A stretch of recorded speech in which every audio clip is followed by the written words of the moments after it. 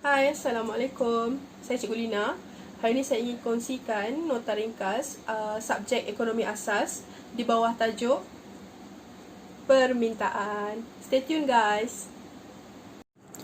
Hai, okey. Jadi cikgu mulakan kelas ni dengan menerangkan kepada anda apa itu permintaan. Okey, dekat sini kita ada pembeli dan juga kita ada penjual. Dan ada sepasang baju. Jadi, pembeli kata, berapa ringgit ya harga dia? Dia kata harganya pada mulanya ialah RM60. Jadi pembeli kata, no, saya tak nak. Jadi penjual kata, okey. Saya letakkan harga sepasang baju ini iaitu RM30. Dan pembeli kata, okey, saya setuju. Itulah dia permintaan. Maksudnya kesanggupan pembeli untuk membeli sesuatu barang pada tingkat harga tertentu dan kuantiti yang tertentu. Itulah maksud permintaan. Okey, jadi di sini cikgu dah terangkan secara ringkas apa itu permintaan. Okey, seterusnya kita tengok pula kepada hukum permintaan. Hukum permintaan di sini kita boleh terangkan sebagai contoh. Harga meningkat, kuantiti demanded ataupun kuantiti yang diminta untuk sesuatu barang akan menurun. Dan apabila harga menurun, kuantiti yang diminta untuk sesuatu barang akan meningkat. Sebagai contoh, harga barang, jika harga, okey, cikgu bagi pen ni, okey. Kalau pen ni 50 sen, akan ada 10 orang yang beli. Kalau harga pen ni RM1, mahal daripada tadi, mungkin kurang daripada 10 orang yang sanggup beli. Itu ialah hukum permintaan. Apabila harga meningkat, kuantiti yang diminta akan menurun, dan apabila harga menurun, kuantiti yang diminta akan meningkat. Ini menunjukkan hubungan antara P dan QD ataupun hubungan antara harga dan kuantiti yang diminta adalah songsang. Tengok ni. Ni atas, yang ni turun. Yang ni turun, yang ni naik. Itulah dia yang disebutkan sebagai songsang.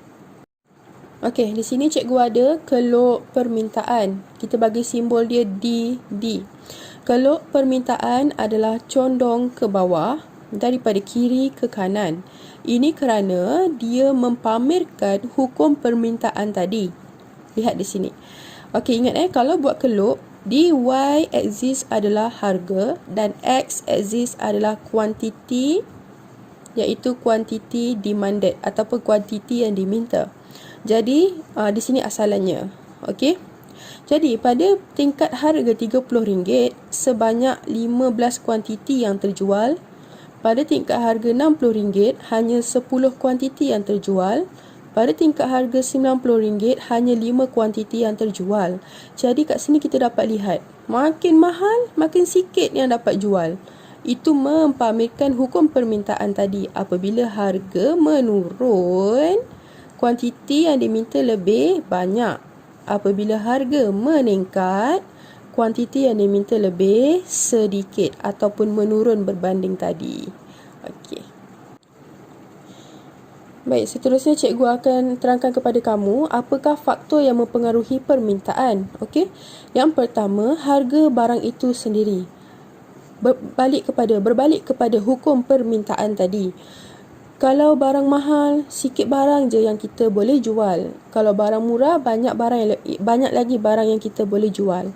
Jadi harga barang itu sendiri mempengaruhi permintaan terhadap barang tersebut. Yang kedua ialah harga barang lain. Okey, cikgu bagi contoh antara kopi dengan teh. Kalau harga kopi lebih murah daripada harga teh, orang akan beli kopi. Jadi harga teh tersebut mempengaruhi permintaan terhadap kopi tadi. Ataupun kita boleh kata harga kopi tadi mempengaruhi permintaan terhadap teh. Seterusnya, pendapatan individu ataupun pendapatan pasaran.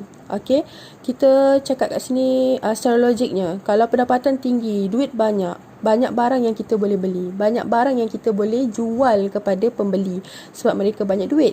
Kalau pendapatan rendah, duit orang tak banyak, duit pembeli tak banyak, adakah maksudnya kat situ sedikit saja kuantiti barang yang kita boleh jual kepada pembeli tadi.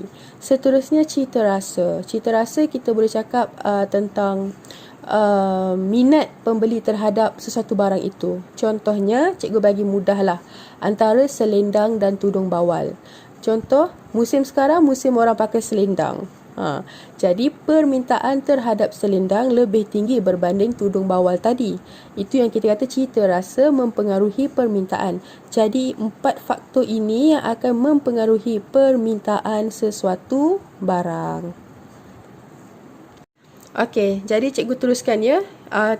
Cikgu akan terangkan apa itu perubahan kuantiti diminta dan juga perubahan permintaan. Dua benda ni berbeza.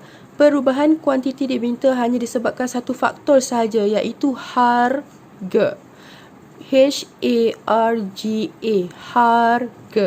Jadi harga sahaja yang menyebabkan kuantiti yang diminta sama ada tinggi ataupun rendah. Jadi di sini kita lihat perjalanan dia hanya pada satu keluk sahaja. Pada harga RM30, 50 kuantiti yang diminta terhadap sesuatu barang, 50 unit kuantiti yang diminta terhadap sesuatu barang. Apabila harga meningkat menjadi RM60, permintaan menurun menjadi 40 unit. Jadi perubahan kuantiti barangan yang diminta tadi hanya disebabkan perubahan pada harga. Seterusnya, perubahan permintaan adalah disebabkan faktor selain harga. Contohnya, pendapatan individu, cita rasa, yang faktor yang kita dah bincangkan tadi. Dan keluknya akan berubah begini, daripada DDO kepada DD1. Harga tetap sama, tapi kuantiti yang diminta menurun. Ini disebabkan faktor selain harga barang itu sendiri. Dan ini kita panggil sebagai perubahan permintaan. Tak ada kena-mengena dengan harga barang tersebut. Jadi cikgu harap perkongsian sedikit ini dapat memberikan kefahaman kepada anda lebih lagi terhadap topik permintaan. Okey, jumpa lagi lain kali. See ya.